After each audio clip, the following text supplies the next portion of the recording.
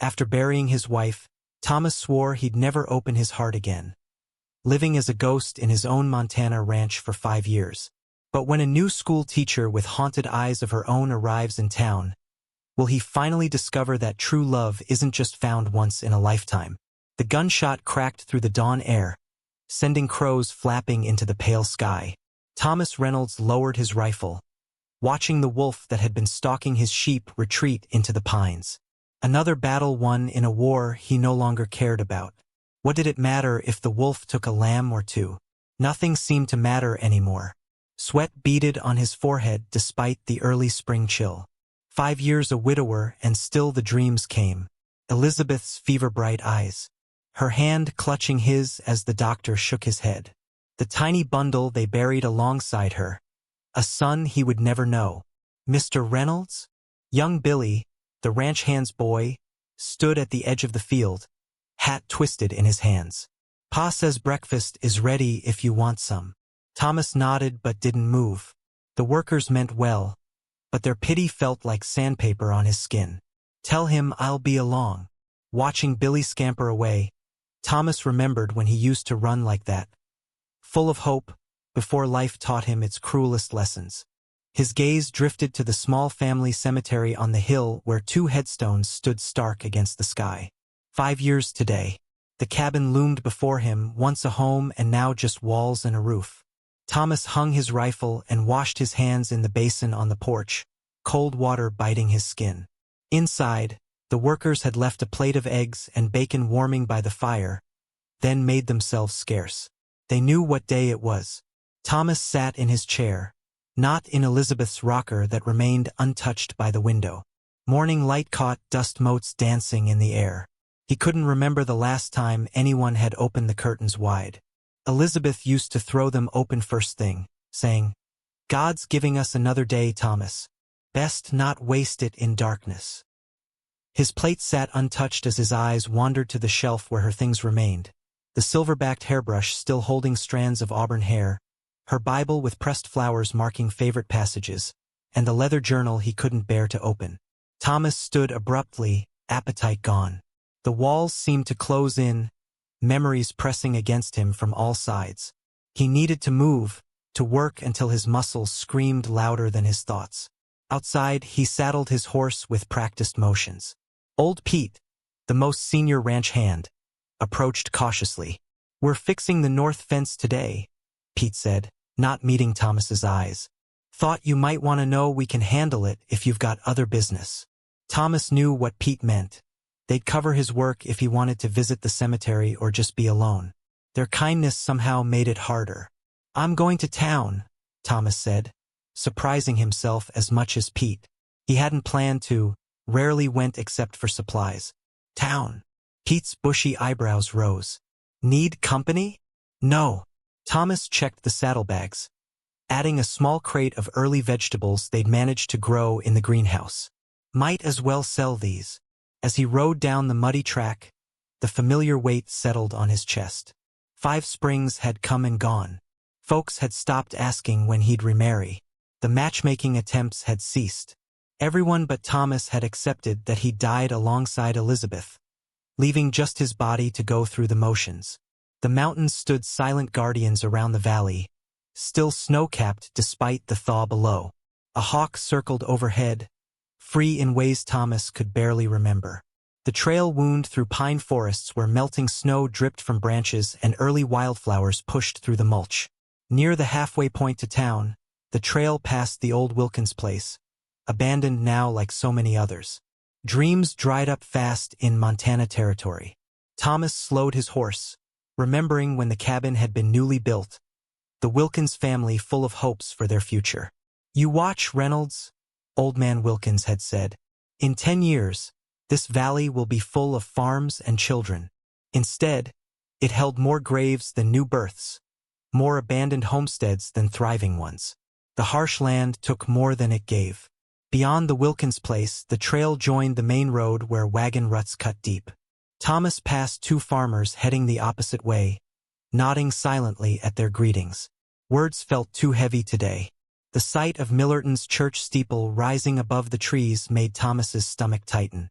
Elizabeth was buried there, not in the family plot. She'd been too sick to travel the muddy spring roads back to the ranch. Sometimes he wondered if that's why her ghost seemed to linger between places, neither fully gone nor present. The town had grown since he'd last visited. A new storefront, more hitching posts. Progress marched on while Thomas remained stuck.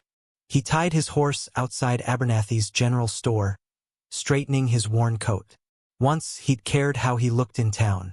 Once he'd been the promising young rancher with the pretty eastern wife. The store bell jangled as he entered, conversations pausing as faces turned.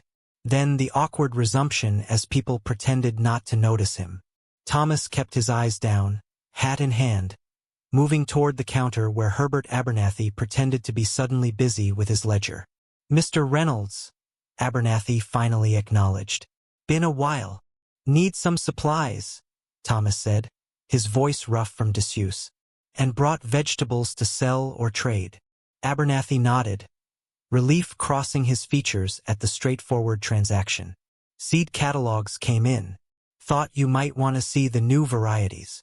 Thomas almost declined, then remembered the greenhouse Elizabeth had insisted on building. "She would have liked that," he said quietly. Understanding passed across Abernathy's face. "I'll fetch them." Left alone at the counter, Thomas felt the weight of eyes upon his back. Whispers drifted across the store. 5 years today. Never seen a man grieve so long. Should find himself a new wife before it's too late. Thomas's hands clenched on his hat brim. He should have stayed at the ranch. This was why he avoided town. The opinions, the judgment, the well-meaning concern that scraped his wounds raw again. "Mr. Reynolds?" A voice he didn't recognize. Thomas turned to find a woman holding out an envelope toward him. Dark hair pinned neatly beneath a simple hat, clothes modest but clearly Eastern in their cut. "You dropped this," she said, her voice carrying traces of somewhere far from Montana. Thomas stared at the envelope. He'd never seen it before. "That's not." "Oh." Her cheeks colored slightly. "I'm sorry. I thought, please excuse me." As she turned away, something about her quick, embarrassed movements caught Thomas's attention. Not because she resembled Elizabeth, she didn't at all, but because of the careful dignity in the way she recovered from her mistake. A woman used to navigating awkward situations with grace. Before he could think better of it, Thomas spoke. "No harm done, miss?" She paused, surprised at being addressed. "Walsh, Catherine Walsh. I'm the new schoolteacher." The school bell rang, shattering the quiet afternoon as children burst from Millerton's small schoolhouse like birds from a cage. Catherine Walsh stood in the doorway, watching them scatter toward waiting parents and empty streets. Only her second week teaching, and already the weight of 24 young minds pressed on her shoulders. What had she been thinking, coming all this way alone? "Miss Walsh." Little Emma Miller ran back up the steps, pigtails bouncing. "I forgot my reader." Catherine smiled despite her exhaustion. "Quickly now. Your mother's waiting." Alone again, Catherine sank into her chair, fingers automatically finding the gold locket at her throat. Inside, James smiled eternally, frozen at 28 years old. 3 years gone, yet sometimes the pain felt fresh as yesterday. The classroom walls seemed to press closer. 24 students, the school board breathing down her neck, and the silent judgment of a town trying to decide if the Eastern widow was fit to shape their children's minds. Catherine had escaped Boston's suffocating sympathy only to find Montana's scrutiny equally hard to bear. Her stomach growled, reminding her she'd forgotten lunch again. The boarding house served dinner at 6, 2 hours away. Perhaps she could find something at Abernathy's store to tide her over. The thought made her hands tighten on her desk edge. 3 days ago, she'd made a fool of herself there in front of that somber-faced rancher. He probably thought her a complete ninny, mistaking him for someone else, then babbling like a schoolgirl. "You're 30 years old, Catherine," she muttered, gathering her shawl. "Not some blushing miss." Outside, Millerton bustled with afternoon activity. The mining company office disgorged tired men heading for the saloon. Women hurried to finish errands before dinner preparations. Catherine nodded politely to Mrs. Hargrove, whose twins tested her patience daily, and pretended not to notice how conversation stopped when she passed the quilting circle outside the church. The general store's bell jangled as she entered. Mr. Abernathy smiled from behind the counter where he measured coffee beans for Mrs. Peterson. "Afternoon, Miss Walsh. Be with you directly." Catherine moved toward the back shelves, searching for something simple to eat. Perhaps some cheese and an apple. Her teacher's salary stretched only so far. "The dried peaches are fresh in from California," a deep voice said from behind her. "Better than the apples this time of year." She turned to find the rancher. Reynolds, she remembered, standing with his hat in his hands. Up close, she noticed his eyes were a deep blue, lines fanning from their corners speaking of sun and weather rather than laughter. "Mr. Reynolds." Her cheeks warmed at the memory of their last encounter. "Thank you for the recommendation." An awkward silence fell. Catherine reached for the dried peaches, but they sat on the highest shelf, just beyond her fingers. Without a word, he stepped closer, easily retrieving the package. The scent of pine and horses followed him, so different from James's cologne and law books. This man's hands were rough and weathered, his face tanned beneath his hat brim. "Much obliged," she said, taking the package. Their fingers brushed, the briefest contact. Yet Catherine felt it like a spark through her gloves. "I wanted to apologize," Reynolds said suddenly, the words seeming to surprise him as much as her. "For the other day, I wasn't very neighborly." Catherine stared at him. "There's no need. I was the one who made a silly mistake." Still, he twisted his hat brim, looking everywhere but at her face. "Folks around here should be making you feel welcome." Something in his voice caught her attention, a loneliness that echoed her own. Catherine studied him more carefully. His clothes were worn but clean, his beard neatly trimmed. A man who took pride in himself once, perhaps still did in some small ways. "Are you originally from Montana, Mr. Reynolds?" she asked, partly from genuine curiosity, partly to ease his discomfort. "Born in Ohio. Came west after the war." His answers were clipped, like a man unaccustomed to conversation. Catherine pressed on. "I'm from Massachusetts myself. Boston. My wife was from Boston." The words seemed to slip out before he could stop them. His face closed immediately, jaw tightening. "Wife," past tense. Catherine recognized the look. She'd seen it in her mirror often enough. Before she could respond, a commotion erupted at the front of the store. Fire! Fire at the Miller place. The store emptied instantly. Outside, smoke billowed from a small house 2 streets away. Men ran toward it, women gathered children close. Without thinking, Catherine dropped her purchases and hurried toward the smoke. The Millers had 4 children, including Emma from her class. Had they all gotten out? "Miss Walsh." Reynolds caught her arm. "Where are you going?" "My student lives there. Emma Miller." Something shifted in his expression. "Stay back. I'll help the men." "I'm coming. Those children know me." For a moment she thought he might argue. Instead, he nodded sharply and they ran together toward the burning house. Chaos greeted them. Mr. Miller fought to enter the front door while others held him back. Mrs. Miller screamed, clutching 3 children, but not Emma. "She went back for the cat," Mrs. Miller sobbed. "My Emma's still inside." Catherine's heart lurched. Before anyone could stop her, she darted toward the back of the house, remembering Emma mentioning her bedroom faced the garden. "Miss Walsh," Reynolds called, but she was already rounding the corner. Smoke poured from a small window. Catherine could hear faint cries beneath the roar of flames. The garden gate hung open. She pushed through to find a back door, smoke seeping around its frame. "Emma!" she called. "Emma? Can you hear me?" A small cry answered from inside. Catherine yanked her shawl off, soaking it in the rain barrel beside the door. Wrapping it around her face, she reached for the doorknob. A strong hand gripped her shoulder, pulling her back. Reynolds stood there, his face grim. "Not that way," he said. "The roof's about to go." "But, Emma, show me which window is hers." Catherine pointed. Without hesitation, Reynolds stripped off his coat, soaked it in the barrel, and wrapped it around his head and shoulders.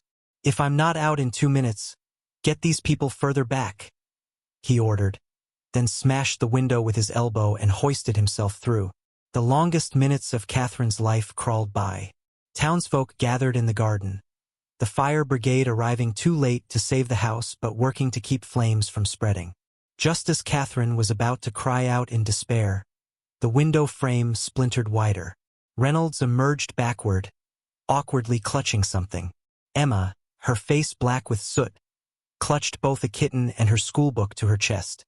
"Mama's reader," she wheezed as Reynolds handed her down to Catherine. "Couldn't leave it." Relief made Catherine's knees weak. As she cradled Emma, checking for injuries, Reynolds stumbled from the window, collapsing onto his knees in the dirt. His shirt smoldered in places, his hands raw and bleeding from broken glass. "Mr. Reynolds." Catherine handed Emma to Mrs. Peterson and hurried to his side. "Are you hurt?" He coughed violently, waving away her concern. Soot blackened his face, blood trickled from a cut on his forehead, yet his eyes, when they finally met hers, held something Catherine hadn't seen in them before. "Life. Brave thing you did," she said softly, helping him to stand as others rushed to take Emma to the doctor. "You could have been killed." Reynolds looked at the burning house, then at his bleeding hands. "Been a while since anything seemed worth the risk," he admitted, voice rough from smoke. Before she could respond, townspeople surrounded them, slapping Reynolds on the back, exclaiming over his heroism. Catherine found herself pushed to the periphery, watching as the solitary rancher endured their attention with visible discomfort. Later, as the fire smoldered and townfolk organized help for the Miller family, Catherine found Reynolds sitting alone on a bench outside the barber shop, staring at his bandaged hands.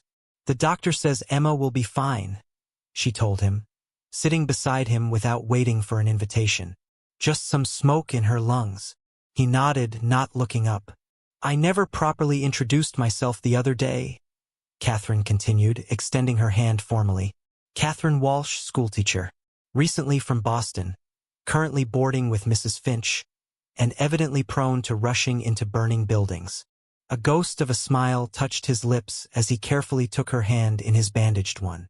"Thomas Reynolds, rancher, 5 miles north of town. Widower." The last word came reluctantly, but deliberately. Their eyes met, recognition passing between them, not of faces, but of something deeper. The look of someone who had buried part of themselves and was surprised to find anything still lived beneath the grief. "Well, Mr. Reynolds," Catherine said softly, "I believe this is what people call a proper introduction." "I believe it is, Miss Walsh." He released her hand but continued to hold her gaze.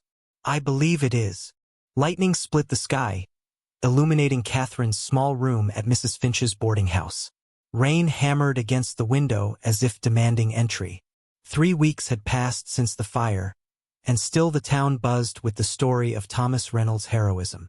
The silent rancher had saved little Emma Miller, then vanished back to his property as if eager to escape the attention.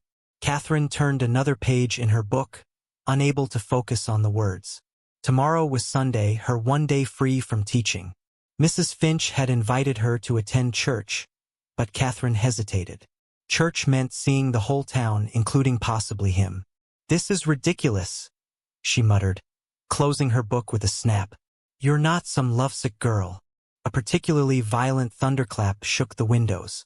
Catherine moved to check that they were securely latched when she noticed a figure on horseback fighting through the downpour on the street below. The rider slumped forward in the saddle, barely staying mounted as the horse picked its way through mud puddles. Catherine squinted through the rain-streaked glass. Was that? Yes, the horse stopped at Mrs. Finch's gate. The rider nearly fell dismounting, catching himself on the fence post. Without thinking, Catherine grabbed her shawl and hurried downstairs. Mrs. Finch, startled by the pounding at her front door, emerged from the kitchen wiping flour from her hands. Mercy! Who'd be out on a night like this? Catherine reached the door first, throwing it open to reveal Thomas Reynolds, drenched and shivering, one arm cradled awkwardly against his chest. "Mr. Reynolds," she gasped. "What's happened?" "Bull," he managed through chattering teeth. "Gored me. Didn't know where else to go. Doctor's away delivering the Jensen baby." Mrs. Finch bustled forward. "Goodness gracious. Bring him to the kitchen, Catherine. I'll fetch towels and the medicinal whiskey." Between them, they half-carried Thomas to the warm kitchen. His clothes dripped puddles on the clean floor as they settled him in a chair near the stove. When Catherine helped remove his coat, she gasped at the blood soaking his left sleeve. "How bad is it?" he asked, his face pale beneath his tan. Catherine carefully rolled up the tattered sleeve. A deep gash ran from his elbow nearly to his wrist, still bleeding freely. "Bad enough," she answered honestly. "It needs cleaning and stitching." Mrs. Finch returned with supplies, her usual timidity replaced by practical efficiency. "My late husband was a surgeon in the war. I assisted him sometimes." She examined the wound with a critical eye. "Clean puncture, missed the major vessels." "You're lucky, Mr. Reynolds." Thomas managed a weak smile. "Don't feel lucky. Catherine, boil water and find my sewing kit, the special one in the rosewood box." Mrs. Finch turned to Thomas. "And you, sir, need this whiskey more than my Christmas fruitcake does." Catherine moved quickly, grateful for something useful to do. As she gathered supplies, she watched Thomas from the corner of her eye. Even injured and sodden, he maintained a certain dignity. No complaints, no dramatic wincing as Mrs. Finch cleaned his wound. "Were you alone when it happened?" Catherine asked, placing the steaming water beside them. Thomas nodded. "Hands are off on Saturdays. Bull caught me checking the fence line. My fault, wasn't paying attention." "And you rode 5 miles with your arm like this?" Mrs. Finch clucked disapprovingly. "Men, no sense at all. Town was closer than the ranch house," he explained simply. Catherine threaded a needle with steady hands, though her heart raced. "This will hurt." "Not my first stitches, ma'am." Their eyes met briefly before she bent to her task. Catherine worked carefully, the way her mother had taught her, small, even stitches to minimize scarring. Thomas remained silent throughout, his only reaction an occasional sharp intake of breath. "You have a gentle touch," he said quietly as she tied off the last stitch. Heat rose to Catherine's cheeks. "My father was often injured in his work. My mother taught me basic medical care." "What was his work?" Thomas asked, seemingly eager for distraction as Mrs. Finch prepared a bandage. "He built railroads." Catherine smiled at the memory. "A grand adventurer, always chasing the next horizon. He died in a tunnel collapse when I was 16. Understanding passed between them, the familiar shadow of loss. Mrs. Finch finished wrapping Thomas's arm. "You can't ride back tonight, Mr. Reynolds. The storm's only worsening, and you've lost blood." "I couldn't impose." "Nonsense," Mrs. Finch interrupted. "My son's room is empty since he moved to Denver. It's proper enough with me as chaperone. Besides, riding now would undo all our good work." While Mrs. Finch prepared the spare room, Catherine and Thomas sat in awkward silence by the stove. The kitchen felt suddenly intimate, the storm isolating them from the outside world. "Why did you come to Montana?" Thomas asked abruptly. Catherine's fingers found her locket, a habit when thinking of James. "After my husband died, Boston became suffocating. Too many memories, too many well-meaning friends trying to fix what couldn't be fixed." Thomas nodded, understanding without words. "Teaching positions were scarce there," she continued. "Too many qualified women, not enough schools willing to hire widows. When I saw the advertisement for Millerton, it seemed like fate." "Fate has a strange sense of humor," Thomas observed, glancing at his bandaged arm. A smile tugged at Catherine's lips. "Indeed it does. 3 months ago, I was heading west on a train with everything I owned in 2 trunks. Now I'm stitching up a rancher during a thunderstorm. Life takes unexpected turns," Thomas agreed.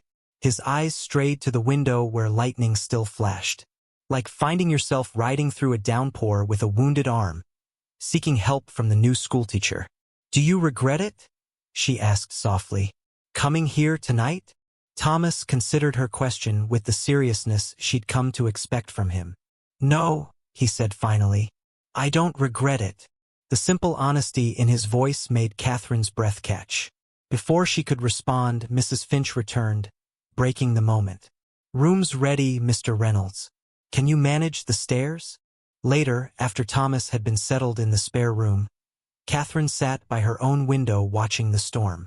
The unexpected turn of events left her feeling oddly unsettled yet alive in a way she hadn't experienced since James's death.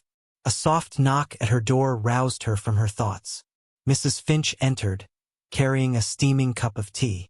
"Thought you might need this," the older woman said, handing Catherine the cup. "Quite an evening we've had." Catherine sipped gratefully. "How is Mr. Reynolds?" "Sleeping. Fever slight. Good sign." Mrs. Finch settled on the edge of the bed, her kind face serious. "Catherine, I've seen how you look at him." "I don't know what you mean," Catherine protested, though her burning cheeks betrayed her. Mrs. Finch patted her hand. "Grief doesn't last forever, dear, though it may feel that way. Neither does guilt for continuing to live." Catherine stared into her tea, unable to meet the landlady's knowing gaze. "It feels like betrayal sometimes. To laugh, to find beauty in a sunset, to notice." She trailed off. "To notice a man with kind eyes?" Mrs. Finch finished gently. Catherine nodded, tears threatening. "James hasn't even been gone 3 years. My Henry's been gone 15 years, Mrs. Finch said. "Not a day passes I don't miss him, but the heart has room for more than one love in a lifetime." As thunder rumbled more distantly, Catherine found herself wondering if perhaps Mrs. Finch was right. Maybe continuing to live, truly live, wasn't a betrayal of James but a tribute to what he'd taught her about embracing life's unexpected joys. Downstairs, a clock chimed midnight. Outside, the storm began to recede, leaving behind the gentle rhythm of rain that would nourish tomorrow's growth. "Absolutely not." School board chairman Martin Blackwood slammed his fist on the polished desk, making the inkwell jump. "Miss Walsh, your suggestion is completely inappropriate for our students." Catherine stood her ground despite her racing heart. The sunny classroom felt stifling as 5 board members stared at her with varying degrees of disapproval. 2 weeks had passed since the stormy night when Thomas Reynolds had sought shelter at Mrs. Finch's boarding house. 2 weeks of careful politeness when they encountered each other in town, of meaningful glances quickly averted, of growing gossip among townspeople. "Mr. Blackwood," she said calmly, "the library fund would benefit all our students.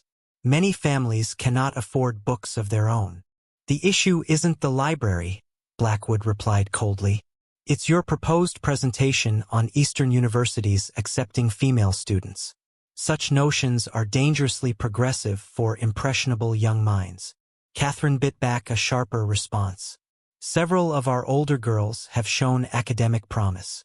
They deserve to know all their options." Mrs. Hargrove, the only female board member, cleared her throat. "Perhaps we could compromise. A general presentation on continuing education, not specifically focused on girls." Blackwood's expression darkened.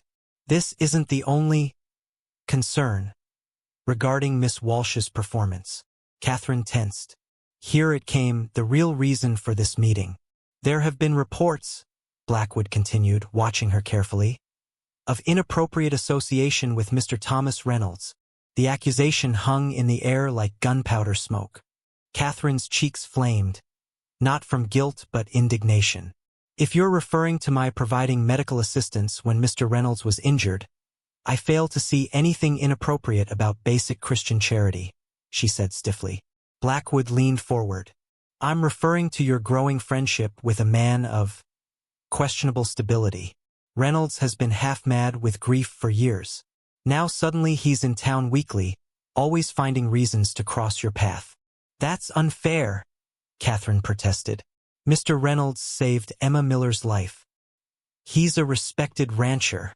"He's a distraction," Blackwood interrupted. "Millerton School requires teachers focused solely on their students, not on personal entanglements. Remember, your contract stipulates moral conduct above reproach. The threat was clear. Catherine gathered her papers with trembling hands. Is there anything else, gentlemen? I have lessons to prepare. Later, Catherine walked quickly through town, humiliation and anger burning in her chest. The unfairness stung worse than the warning itself. She had done nothing wrong, nothing inappropriate. Yet Blackwood spoke as if she'd committed some terrible indiscretion. Miss Walsh. The familiar deep voice made her heart skip. Thomas approached from the direction of the general store, leading his horse. The spring sun had deepened his tan, and his injured arm now moved freely. Since that night at Mrs. Finch's, he looked somehow more present in the world, less like a ghost haunting his own life. Catherine glanced around nervously. Main Street bustled with afternoon activity. Too many watching eyes. Mr. Reynolds, she acknowledged formally, stopping beside the milliner's shop. How is your arm healing? Good as new, thanks to your needlework. He studied her face. Something's wrong. Catherine hesitated. The school board's warning was still raw, but she couldn't bring herself to lie. Mr. Blackwood expressed concerns about my teaching methods. Thomas's expression darkened. Blackwood's a fool. Always has been. He's also head of the school board, Catherine reminded him. And he mentioned our friendship as potentially inappropriate. Understanding crossed Thomas's features, followed by anger. Because I'm a widower and you're a widow? Partly that. Partly because you've been... Catherine stopped, embarrassed. Been what? Coming to town more often, she finished quietly. Thomas looked away, adjusting his horse's bridle unnecessarily. I can stop, if it's causing trouble for you. The simple offer touched her. He would withdraw, retreat back into isolation, if it would protect her position. Catherine found herself unwilling to accept such a sacrifice. No, she said firmly. That would be letting narrow minds dictate our actions. We've done nothing wrong. Relief flickered across his face. Then perhaps, he paused, seeming to gather courage, perhaps you would consider riding out to see my ranch this Sunday after church? Mrs. Finch could accompany you as chaperone. Everything's greening up now. The valley's at its prettiest. The invitation surprised her. Such a public outing would certainly set tongues wagging, yet Catherine found herself nodding before she could reconsider. I'd like that, she said simply. Sunday dawned clear and mild. Catherine wore her second-best dress, the blue one that James had always favored. As she pinned her hat, she found herself wondering what Thomas would think of it, then immediately scolded herself for the thought. Church services passed in a blur. Catherine was acutely aware of Thomas sitting 3 pews behind her, of the speculative glances when Mrs. Finch announced she and Catherine would be riding out to the Reynolds ranch afterward. Quite the scandal you're causing, Mrs. Finch chuckled as they climbed into Thomas's wagon. Mrs. Peterson nearly swallowed her hymnal when I mentioned our plans. Thomas looked uncomfortable. If this is too public. Nonsense, Mrs. Finch interrupted. Young people should enjoy the spring weather. Besides, I've wanted to see your famous greenhouse for years. The ride out of town felt like escape. As buildings gave way to open countryside, Catherine felt tension draining from her shoulders. Thomas pointed out landmarks as they traveled. The creek that ran through his property, the ridge where mountain lions sometimes appeared in winter, the meadow now carpeted with wildflowers. It's beautiful, Catherine said sincerely as the valley opened before them. Green hills rolled toward distant mountains, the landscape vivid with new growth. Thomas's ranch appeared as they crested a small rise, a sturdy main house with several outbuildings, all well-maintained. Corrals held horses and cattle, while sheep grazed on a hillside under a boy's watchful eye. It's not much, Thomas said apologetically as he helped Catherine from the wagon. Elizabeth had plans to expand the house, plant an orchard over there. The casual mention of his late wife surprised Catherine. He rarely spoke of Elizabeth, yet here he referenced her naturally, without the shadow that usually accompanied her name. Mrs. Finch tactfully wandered toward the greenhouse, leaving them momentarily alone. Thank you for inviting us, Catherine said. It's good to escape town sometimes. Thomas nodded, suddenly awkward without the wagon between them. Would you like to see the house? Inside, the ranch house revealed a study in contrasts. The kitchen was functional but sparse. A man's kitchen, focused on necessity rather than comfort. The parlor, however, remained a shrine to Elizabeth. Feminine touches everywhere. Embroidered cushions, painted china, a bookshelf of poetry volumes. Most telling was the thin layer of dust on these items, as if Thomas maintained but didn't touch this room. Catherine moved to the window where a rocking chair sat facing the valley view. Was this hers? Yes. Thomas remained in the doorway, watching Catherine move through his past. She liked to rock and read while watching the sunset. Instead of the pain she expected, his voice held only gentle remembrance. Progress of a sort, Catherine thought. She had good taste, Catherine said, running her finger along a row of books. We share favorites. Thomas stepped into the room. Something in his manner suggested he rarely did so. She would have liked you, he said quietly. You remind me of her sometimes. Not in looks, but in spirit. The comparison might have bothered Catherine once. Now she understood it for the compliment it was. Tell me about her? Thomas's eyes widened in surprise. Most people avoided mentioning Elizabeth, fearing his reaction. But Catherine sensed he needed to speak of her. Not as a ghost haunting him, but as the woman who had shaped his life. She was brave, he began hesitantly, coming west with a man she barely knew. She hated the winters but loved the spring wildflowers. As Thomas shared memories, Catherine watched him carefully. The tension that usually gripped him when Elizabeth was mentioned had eased. He wasn't forgetting. He was remembering without being consumed by grief. Outside, clouds gathered over the distant mountains. A spring shower approached, but inside the dusty parlor, something new was taking root. Not a replacement for what was lost, but the possibility of growth in soil long fallow. Mrs. Finch's voice called from outside, breaking the moment. Catherine, Thomas, you must see these tomato plants. Thomas offered his arm naturally, without thought. Shall we join her? As Catherine placed her hand on his arm, their eyes met in mutual understanding. They stood in dangerous territory, not just because of town gossip or Blackwood's threats, but because opening their hearts again meant risking the pain they'd both barely survived once before. Yet as they stepped together into the spring afternoon, Catherine felt not fear but a quiet certainty. Some journeys, once begun, must be followed to their conclusion, wherever that might lead. She's corrupting our children with her Eastern ideas. Mrs. Peterson's shrill voice carried across the crowded town hall. Summer heat pressed down on the hastily called meeting, faces flushed with more than just the July temperature. Teaching girls they should attend university instead of preparing for marriage and motherhood.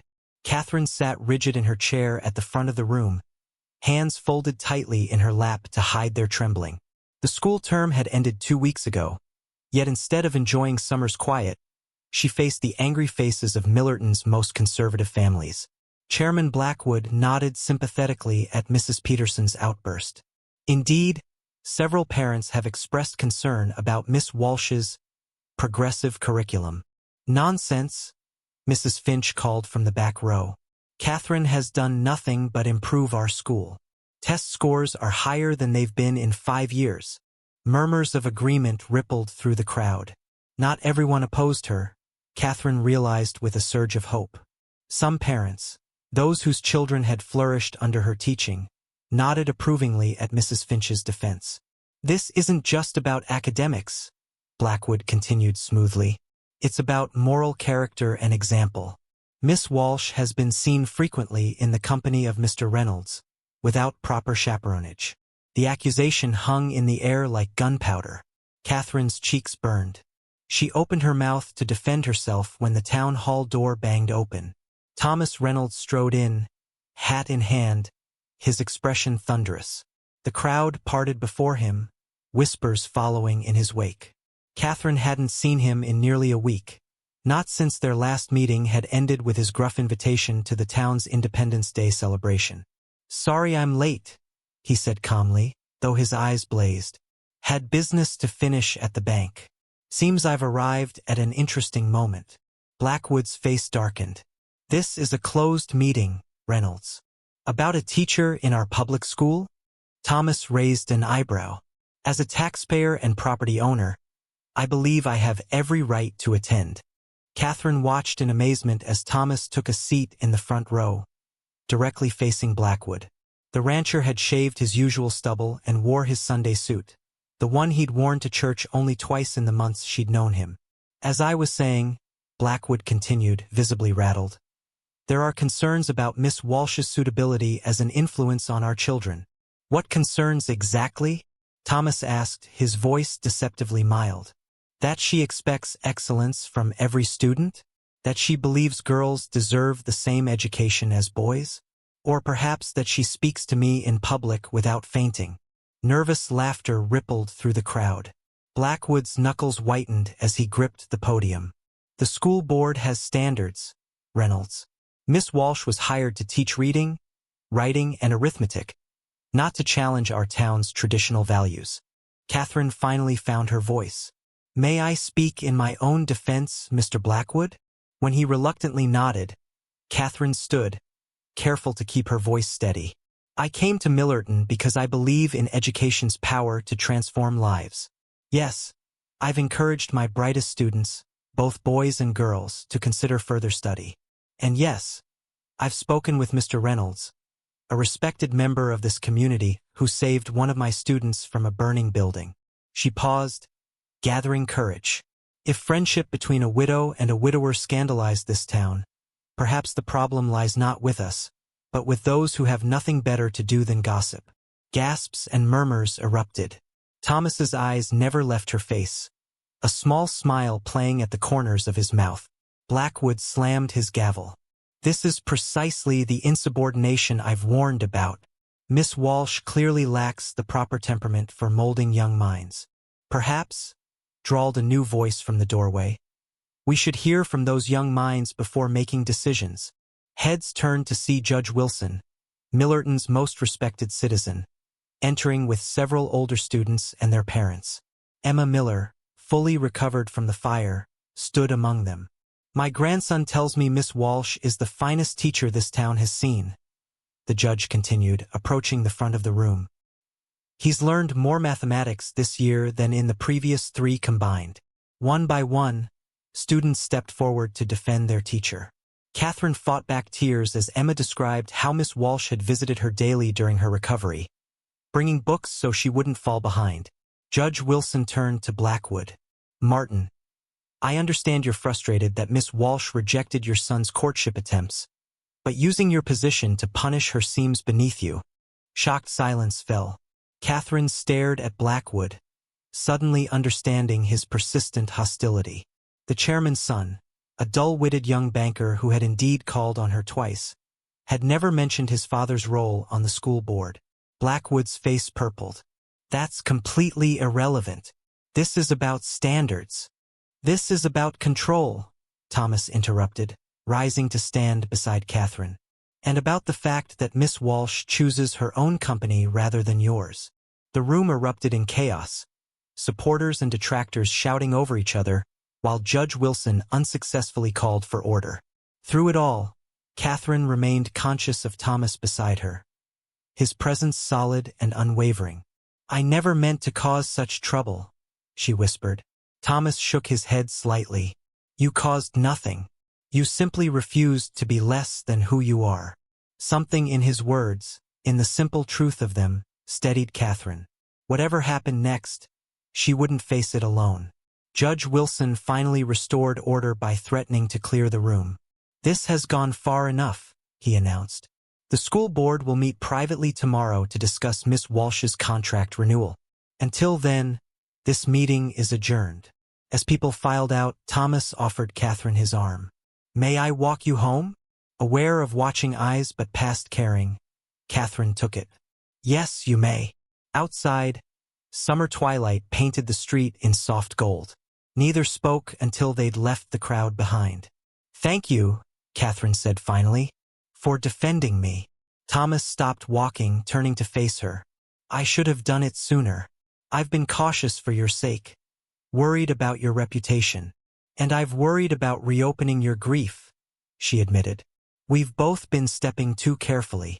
The honesty between them felt like finally setting down a heavy burden. Thomas's eyes held hers, searching. Catherine, he said quietly, using her given name for the first time. I don't know what the board will decide tomorrow, but whatever happens, I want you to know something. She waited, heart pounding. Meeting you woke something I thought had died with Elizabeth. His voice roughened.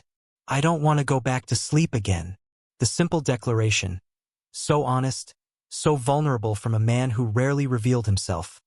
Moved Catherine more than flowery words ever could. Before she could respond, hurried footsteps approached. Mrs. Finch appeared, breathless and agitated. Catherine, Thomas, you must come quickly.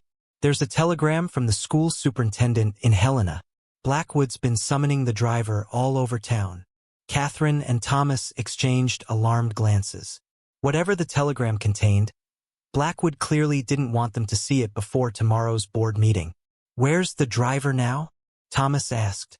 At the saloon, Mrs. Finch replied. But not for long, I expect. Without hesitation, Thomas turned toward the saloon, still holding Catherine's arm. Then we'd better hurry. As they rushed down the dusty street, Catherine realized how much had changed in a few short months. The cautious, grieving woman who'd arrived in Millerton would never have imagined herself racing to intercept a telegram driver, arm in arm with a rancher, fighting for her place in a town that had become unexpectedly precious to her. Yet here she was, choosing this path, this moment, this man, and feeling more alive than she had in years. You wrote to the superintendent? Thomas stared at the telegram in disbelief. Lantern light flickered across the faded paper in Catherine's small sitting room at Mrs. Finch's boarding house. Outside, crickets chirped in the summer darkness while inside, 3 people huddled around an official message that had arrived just in time. Catherine nodded, her expression a mixture of defiance and uncertainty. After our last encounter with Blackwood, I suspected he might try something like this. I sent a complete record of my students' achievements, along with letters from supportive parents. Mrs. Finch clapped her hands delightedly, and the superintendent responded by reminding our esteemed school board that hiring and firing decisions require his approval. Blackwood must be apoplectic. Thomas read the telegram again, hardly daring to believe their good fortune. The superintendent not only supported Catherine's teaching methods but commended her innovative approach. More importantly, he explicitly stated that personal relationships were not grounds for dismissal absent any evidence of impropriety. This won't endear you to Blackwood, Thomas warned, though he couldn't keep the smile from his voice. Catherine laughed. A bright, genuine sound he'd rarely heard from her. I believe that ship has sailed, Mr. Reynolds. Indeed it has, Miss Walsh. Thomas found himself laughing too, tension draining away like water through cupped hands. Mrs. Finch watched them with knowing eyes. Well, I believe this calls for celebration. I have blackberry cordial I've been saving for a special occasion. While she bustled to the kitchen, Thomas and Catherine shared a moment of quiet triumph. The battle wasn't permanently won. Blackwood would surely find other ways to make trouble. But for now, Catherine's position was secure. What made you think to write the superintendent? Thomas asked, genuinely curious. Catherine tucked a strand of hair behind her ear, a gesture he'd come to find endearing. James, my husband, taught me to never enter a fight without understanding the terrain. The school board has power, but not absolute authority. Thomas nodded appreciatively. Smart thinking. I've had practice standing my ground, she replied softly. First as a railroad builder's daughter, then as a lawyer's wife, now as a widow in a town that doesn't quite know what to make of me. I know what to make of you, Thomas said, the words slipping out before he could reconsider. Catherine's eyes widened slightly, but before she could respond, Mrs. Finch returned with 3 small glasses of dark purple cordial. To victory, the landlady toasted, raising her glass. They drank, the sweet tart liquid warming Thomas's throat. As they talked and planned for tomorrow's board meeting, he found himself watching Catherine, the animated gestures of her hands, The way lamplight caught in her dark hair, the quiet confidence that had drawn him from the beginning. 5 months ago, he'd been a ghost in his own life. Now he sat in a boarding house parlor drinking cordial, laughing, planning for a future that suddenly seemed worth investing in. Later, walking back to his room at the hotel, he'd taken to staying in town occasionally. Thomas paused to look up at the star-filled sky. The same stars had watched over him during those dark years after Elizabeth died, when each day felt like a burden to be endured rather than a gift to be treasured. "I'm living again, Elizabeth," he whispered to the night air. "I think you'd be glad." No response came, of course, but the weight of guilt he'd carried for so long felt lighter somehow. Loving Catherine didn't diminish what he'd shared with Elizabeth. It honored it. The next morning dawned clear and hot. Thomas dressed carefully in his best shirt, his mind on the board meeting scheduled for 10 o'clock. He was heading to breakfast when a breathless hotel clerk intercepted him. "Mr. Reynolds, fire at your ranch. Your foreman just rode in." Thomas's heart lurched. He found Pete in the hotel lobby, face blackened with soot, clothes singed. "Lightning strike," Pete gasped. "Hit the barn during the night storm. Spread to the south pasture. Men are fighting it, but it's bad, boss." Thomas grabbed his hat. "My horse ready?" "Saddled outside." Just as Thomas turned to leave, Catherine appeared in the doorway, clearly having heard the news. "Go," she said immediately. "Don't worry about the meeting." He hesitated, torn between responsibilities. "Catherine, I can handle Blackwood," she interrupted firmly. "Your ranch needs you more than I do right now." The simple understanding in her eyes, free from disappointment or demand, touched Thomas deeply. He squeezed her hand briefly, words unnecessary between them, then ran for his horse. The ride back to his ranch was the longest of Thomas's life. Smoke rose in the distance, a dark smudge against the summer sky. As he crested the final ridge, his worst fears were confirmed. The barn, Elizabeth's pride with its red-painted sides, was completely destroyed. Flames still licked at the nearby corral, men working desperately to keep the fire from spreading to the main house. Thomas threw himself into the battle alongside his hands. Hours blurred as they fought the hungry flames with water buckets from the well, wet blankets, and desperate determination. By mid-afternoon, they'd managed to save the house and most of the livestock, though the barn and a significant portion of the south pasture were lost. Exhausted, Thomas sat on his porch steps, surveying the damage. The ranch he'd built with Elizabeth lay partially in ruins around him. Yet strangely, he felt not despair but resolve.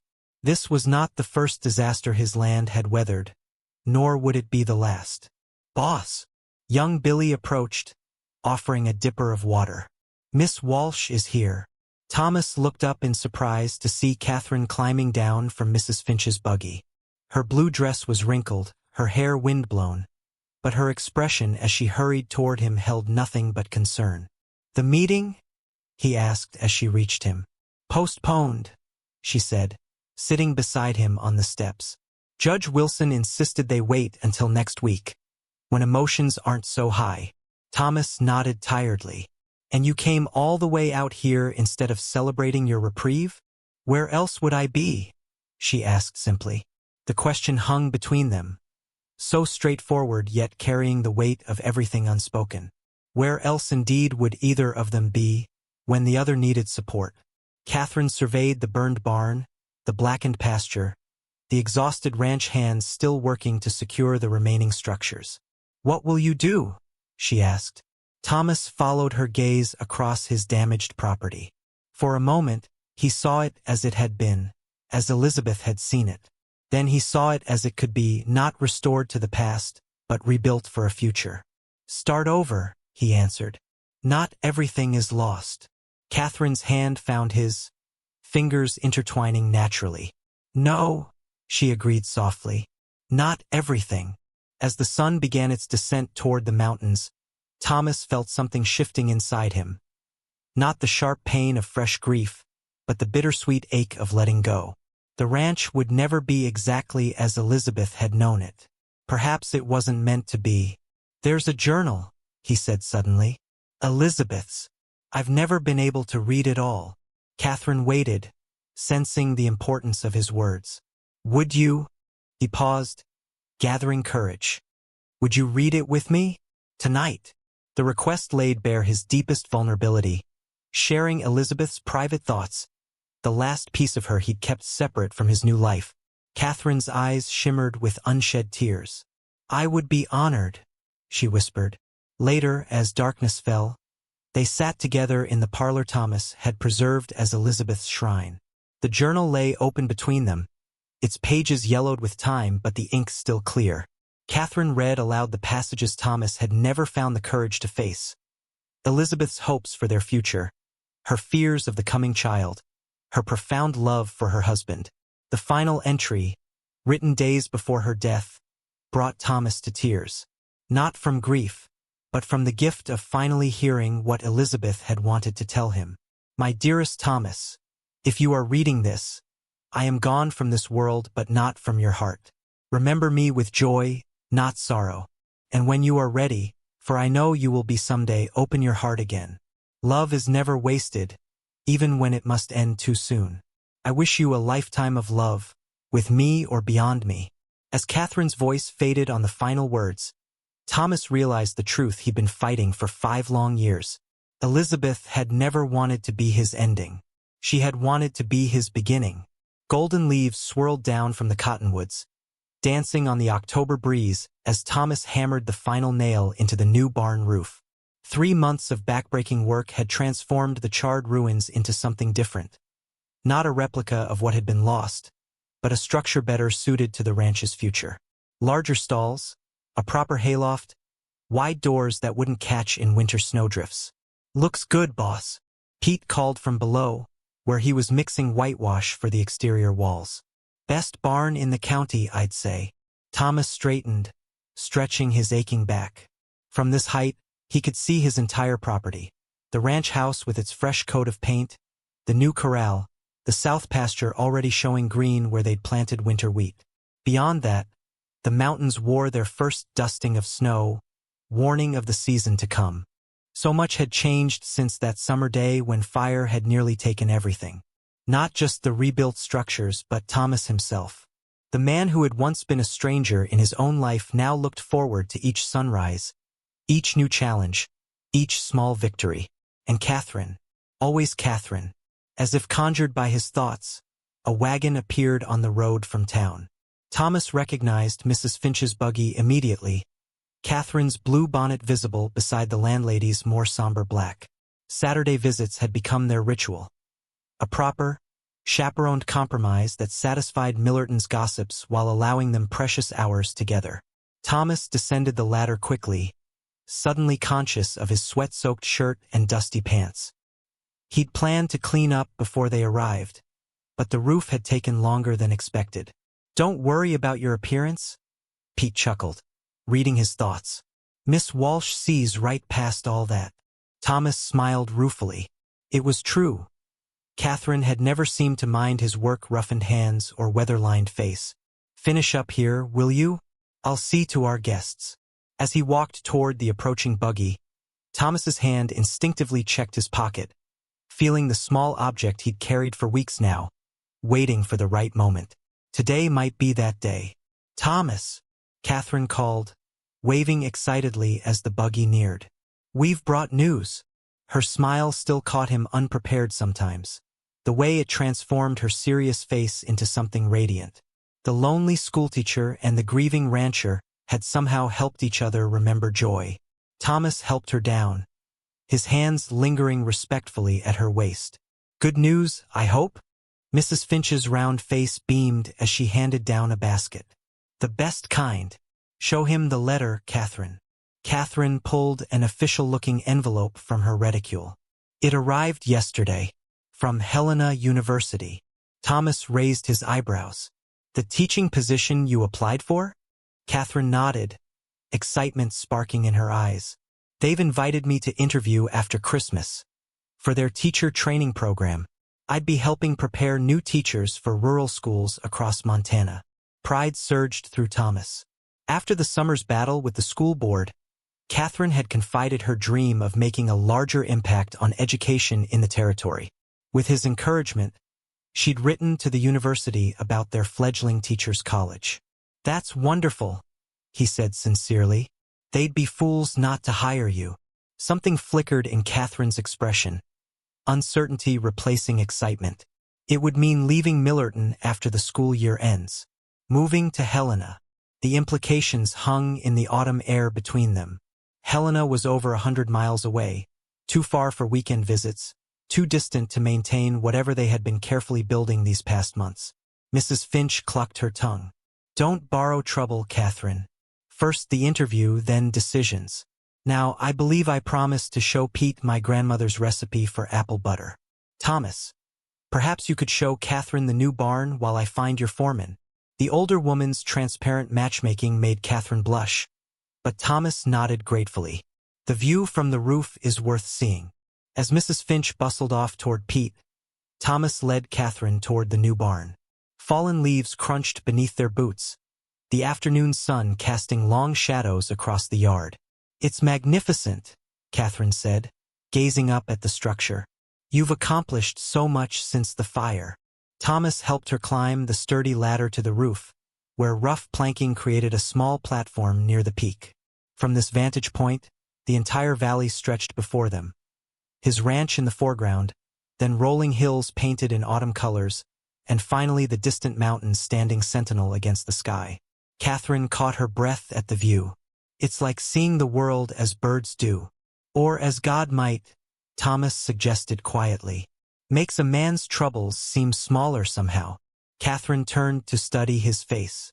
"Is that how you see your life now? Smaller troubles?" Thomas considered the question seriously, as was his way. "Different troubles," he corrected. "Before, grief was my only companion. Now," he hesitated, gathering courage. "Now I have hope again. Because of you." Catherine's eyes widened at his directness. They had been careful with words, both scarred by loss, neither wanting to rush what was growing between them. "Helena is far from here," she said softly. "Yes. I've worked so hard for an opportunity like this." "I know." Catherine turned back to the view, her profile outlined against the golden afternoon light. "When James died, I thought I'd lost not just my husband but my future. Teaching gave me purpose again. As this ranch did for me," Thomas nodded. "After Elizabeth. But purpose isn't enough, is it?" Catherine's voice held a new vulnerability. "Not for a whole life." Thomas reached for her hand, his rough fingers gentle against her smaller ones. "No, it's not enough."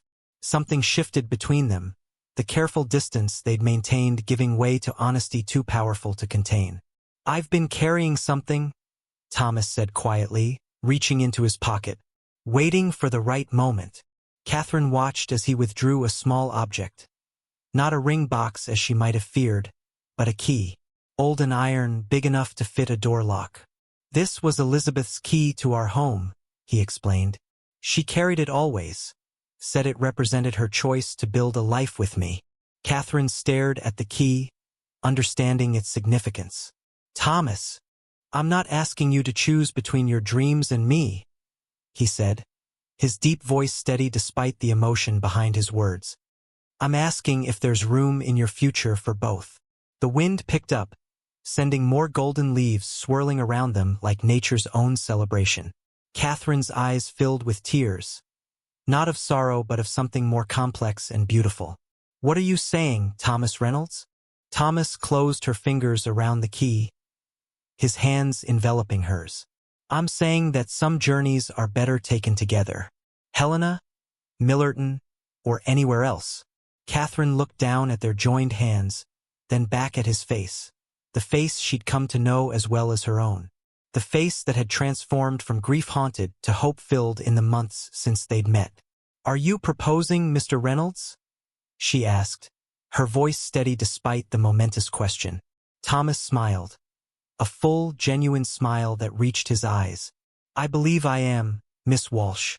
Though perhaps not very skillfully." Catherine laughed, the sound carrying across the valley like music. "On the contrary, I think proposing on a roof you built with your own hands, overlooking the home we could share, is quite skillful indeed. Is that a yes? Instead of answering with words, Catherine leaned forward and gently pressed her lips to his. Their first kiss, tasting of hope and new beginnings. When they parted, Thomas rested his forehead against hers. I take it that's a yes. Yes, Catherine whispered, to building a future together, wherever that may lead us. Below them, Pete's whoop of approval revealed that they had an audience. Mrs. Finch stood beside him, handkerchief pressed to her eyes, while ranch hands emerged from various buildings, grinning up at the tableau on the barn roof. Catherine blushed furiously. So much for Millerton's gossips having nothing to talk about. Thomas laughed, feeling lighter than he had in years. Let them talk. We have better things to do, like planning a wedding, an interview in Helena, and whatever comes next. As they descended the ladder to accept congratulations, Thomas realized that the weight he'd carried for so long, the guilt of surviving, of finding happiness after loss, had finally lifted completely. Elizabeth would always be part of his past, but Catherine was his future. And for the first time in 5 years, the future looked brighter than the past. Snowflakes danced in the lantern light as Catherine Reynolds checked the last trunk, making sure everything was secured for tomorrow's journey. For months had passed since her wedding day, a simple ceremony in Millerton's church, where even Chairman Blackwood had grudgingly offered congratulations. 3 weeks had passed since her successful interview at Helena University, where they'd offered her not just a teaching position but a role helping design curriculum for Montana's rural schools. Everything packed? Thomas asked, entering their bedroom with 2 steaming cups of coffee. Catherine accepted hers gratefully, breathing in the rich aroma. Just about. I still can't believe we're really doing this. Having second thoughts? Thomas settled beside her on the trunk, his shoulder warm against hers. Not thoughts, feelings. Catherine sipped her coffee thoughtfully. This house holds so many memories. Yours with Elizabeth, now ours together. Thomas nodded, understanding as always. After their wedding, they had transformed the ranch house room by room, not erasing the past but blending it with their present. Elizabeth's rocking chair remained by the window, but now Catherine's books filled the shelves beside it. The parlor was no longer a shrine but a living space where they spent evenings reading aloud or discussing the day's events. Houses are just wood and nails, Thomas said gently. We carry the important things with us. Catherine leaned against him, drawing strength from his solid presence. The decision to accept the Helena position had not been easy. For Thomas, it meant selling the ranch he'd built with his own hands, the land where Elizabeth was buried. For Catherine, it meant leaving her students mid-year, though she'd found an excellent replacement teacher.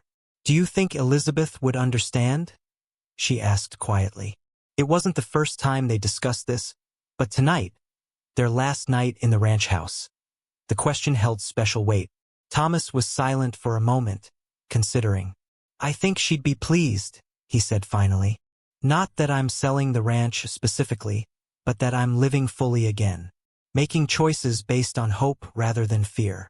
Catherine nodded, relieved. In the months since their marriage, she'd come to know Elizabeth through Thomas's stories, through the journal they'd read together, through the objects that had been precious to her. The woman had become not a ghost to be feared but a presence to be honored, part of the foundation upon which they were building their life together. And James? Thomas asked. Would he understand your choice to start fresh in Helena? Catherine smiled, fingers automatically finding the locket she still wore, now containing miniature portraits of both James and Thomas. He always said life was meant to be lived boldly. This feels bold. They sat in comfortable silence, finishing their coffee as snow continued to fall outside their window. Tomorrow would bring the stagecoach, then the train to Helena, where they had purchased a small house near the university. Thomas had already secured work with a construction company, his carpentry skills in high demand in the growing capital city. A new chapter waited to be written, yet neither could completely release the past, nor did they wish to. I have something for you, Thomas said suddenly, setting down his cup. A wedding gift I've been saving for the right moment.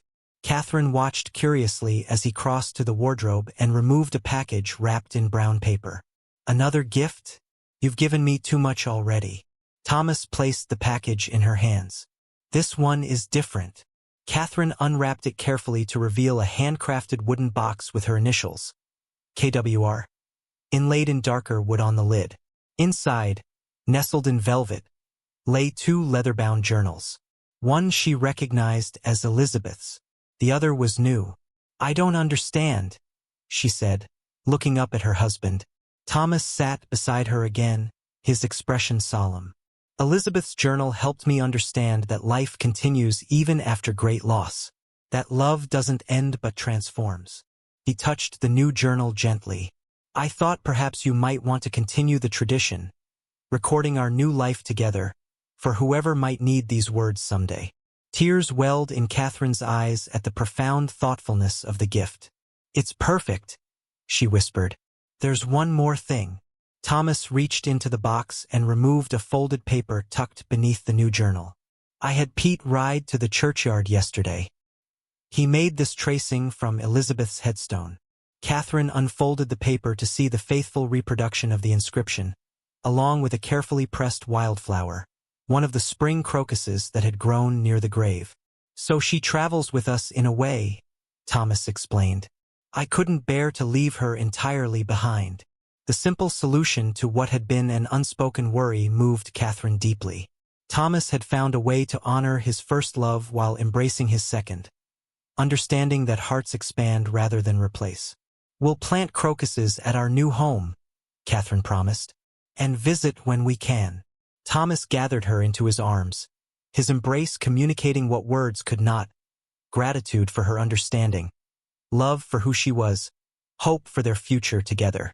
Later, as Catherine wrote the first entry in her new journal, she reflected on the journey that had brought them here.